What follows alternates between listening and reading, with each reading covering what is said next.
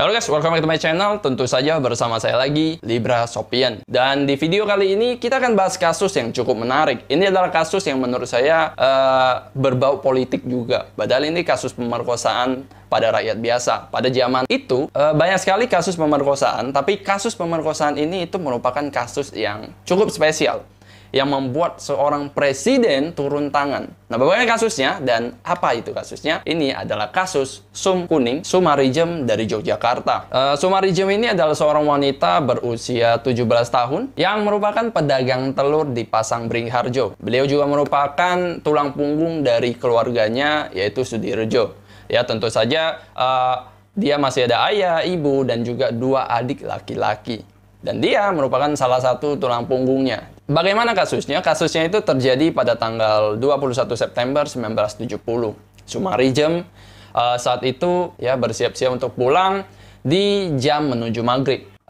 Pada jam tersebut angkutan umum ini sangat jarang gitu. Jadi dia memutuskan untuk berjalan kaki menuju rumahnya di Godean, Sleman. Nah, pada saat perjalanan menuju rumahnya, tiba-tiba dia mendengar suara mobil dari belakang. Mobil tersebut itu berhenti dan dari dalam mobil terdapat beberapa pria gondrong yang memaksanya untuk masuk ke dalam mobil. Dia menjadi terkejut tapi juga tidak bisa melawan pada saat itu. Nah, ini membuat akhirnya Sumarijem itu dibius oleh para pelaku di dalam mobil. Nah, biusan ini membuat Sumarijem akhirnya setengah sadar.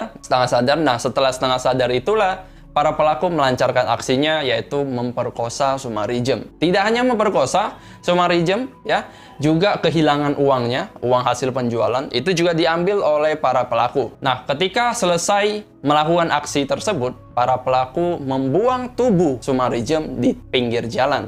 Sumarijem yang bangun dari pingsannya, itu akhirnya dalam keadaan yang lemah, dia berusaha untuk berjalan ke arah Yogyakarta. Dengan sisa uang Rp100 saat itu, dia menaiki becak untuk menuju rumah seorang langganannya, di mana rumah tersebut itu berada di daerah Bumijo. Dia ingin menemui Ibu Sulardi. Ibu Sulardi yang melihat kondisi Sumarijem itu terkejut, sekaligus juga segera memberikan pertolongan. Pada saat itu terdapat Tut Sugiyarto, merupakan warta-warti surat kabar Minggu pagi. Nah, warta-warti ini mewawancarai apa yang terjadi pada Sumarijem. Pada pagi hari tanggal 22 September 1970, Tut menghubungi Imam Sutrisno, wartawan surat kabar Kedaulatan Rakyat. Nah, saat itu kasus ini pun akhirnya diberitakan di koran dengan sangat masif. Sumarijem dilarikan ke Rumah Sakit Bethesda Yogyakarta dan dia diinap selama 4 hari ya, menjalani perawatan. Dan setelah divisum itu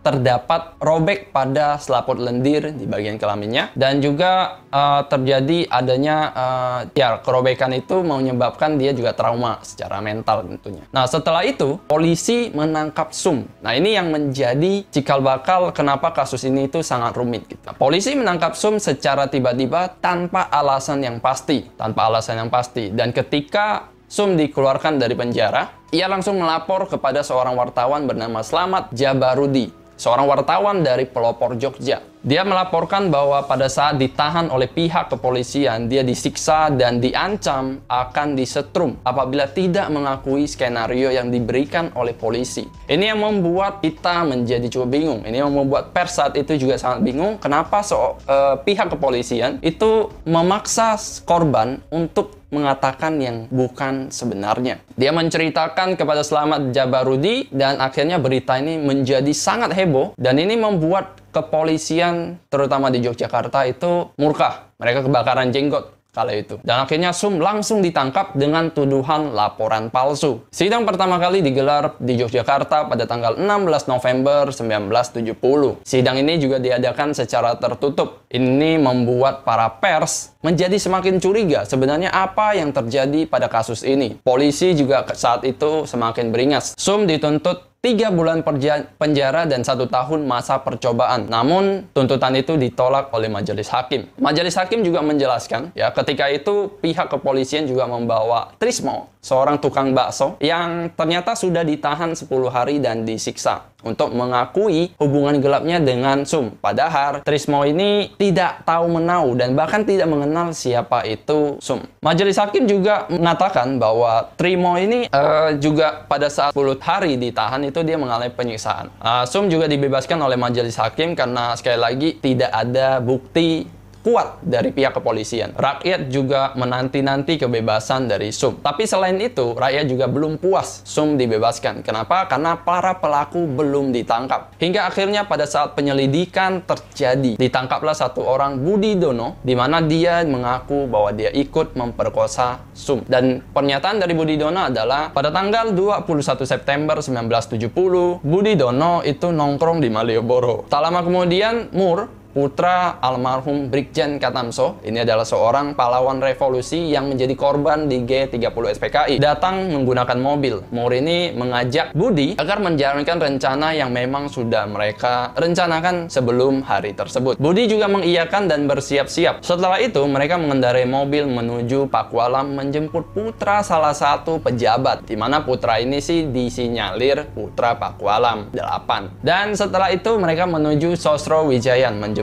Ismet. Akhirnya keempat pemuda ini menelusuri jalan untuk mencari mangsa atau yang nantinya akan menjadi korban pemerkosaan. Dan setelah itu kita tahu ceritanya bahwa Sum yang menjadi korban dari pemerkosaan tersebut. Namun berita ini langsung dibantah oleh seorang pejabat yang disinyalir ini putranya gitu. Dia membantah bahwa berita tersebut itu hoax. Dan juga pihak kepolisian Yogyakarta juga memberitakan hal itu bahwa Sum itu mengatakan laporan palsu. Berita ini akhirnya sampai ke Jenderal Hoi Keng. Jika Anda tidak tahu Jenderal Hoi Keng, dia adalah salah satu jenderal yang paling jujur di Indonesia. Bisa dibilang dia juga satu dari sekian juta gitu ya untuk polisi. Karena dia juga dikenal sebagai polisi yang sangat-sangat jujur, bahkan berani melawan para pejabat. Hoi Keng yang saat itu menjadi Kapolri segera meminta tanggung jawab dari Polri Yogyakarta. Hoi Keng mengatakan bahwa perlu diketahui kita tidak takut orang-orang pegede. Kalau saat itu pegede ya maksudnya pejabat gitu. Pejabat ya orang-orang besar lah. Dari pihak Polri Yogyakarta itu mengatakan bahwa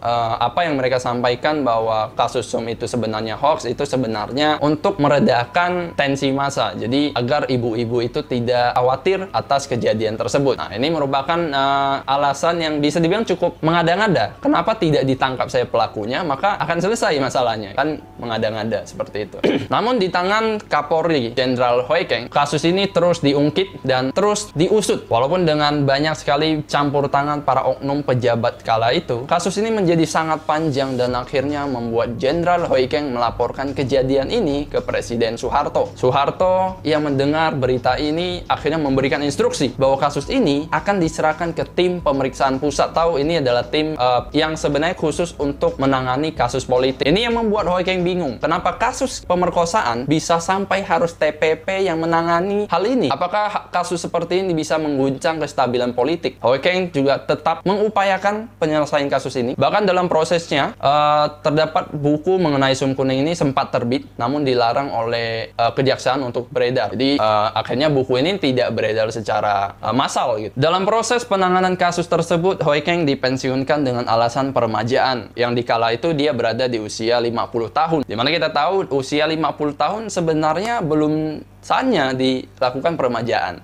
Bahkan yang menjadi hal yang cukup menarik di sini adalah orang yang menggantikannya adalah Jenderal M. Hasan yang 2 tahun lebih tua daripada Jenderal Hoi Keng. Akhirnya sidang Sum Kuning berakhir pada sidang terakhir. Sidang Sum Kuning kembali digelar dengan skenario baru yang telah disiapkan oleh kepolisian yang baru lagi, ya, yaitu disusun oleh Mayor Polisi Rukmini. Terdapat 11 terdakwa yang terdiri dari anak-anak orang biasa, dan menurut skenario yang dibuat oleh Mayor Polisi Rukmini, itu rombongan membawa 2 mobil, yaitu mobil wagon sama jeep, dan mereka berkeliling dan menculik Sum. Mereka kemudian berhenti di sebuah rumah di Klaten dan bergantian memperkosa Sum. Dan akhirnya mereka kembali di Jogja dan Sum diturunkan di tepi jalan begitu saja. Kasus ini menyita banyak sekali perhatian karena saat pengadilan Sum itu mendadak menjadi lancar dan mengingat semua hal yang ada ya pada TKP tersebut ya. Ini membuat orang-orang orang curiga. Padahal sebelumnya di sidang awal, Sum itu banyak sekali yang lupa. Karena tentu saja dia dibius. Tapi kali ini dia bisa memberitahukan mobilnya warna apa, tempatnya di mana, dan semuanya. Seolah-olah seperti sudah dibicarakan sebelumnya. Sudah ada skenario sebelumnya. Sum juga terlihat akrab dengan Mayor Rukmini. Dan dalam sidang tersebut, semua terdakwa dari 11 orang, itu hanya 2 orang yang ditangkap dan sisanya dibebaskan. Menurut keterangan dari para terdakwa, mereka itu dipaksa atau disiksa, ditendang dan dihajar untuk menandatangani pernyataan yang sudah disiapkan polisi. Mayor juga mengiming-imingi kerjaan untuk mereka apabila mereka bersedia mengaku. Ya, walaupun pada akhirnya tidak ada yang mengaku, namun ada 2 orang yang akhirnya ditangkap dan dihukum 4 tahun penjara potong masa jabatan. Meskipun sudah selesai, tetap saja pers tidak puas karena banyak sekali kejanggalan. Tentu saja, kita tahu bahwa awal-awal Sum dengan bersikeras mengatakan bahwa ada 3 pria gondrong ya dan 1 pria cepak. Itu satu. Kemudian tiba-tiba muncul ada tukang bakso yang ditangkap. Padahal tidak mengenal Sum. Nah, ini banyak sekali kejanggalan yang terjadi, bahkan yang menyebabkan Jenderal Hui Keng yang kala itu begitu jujur juga tetap aja dipensiunkan dan hanya menjabat selama 3 tahun. Kasus ini sampai saat ini masih menjadi kasus yang menarik gitu ya, karena para pelaku yang sebenarnya itu belum ditemukan dan kita tahu bahwa 11 orang yang menjadi terdakwa sebenarnya mereka dipaksa untuk mengakui hal itu. Bagaimana kasus kali ini menurut teman-teman? Sampai jumpa di kasus-kasus selanjutnya.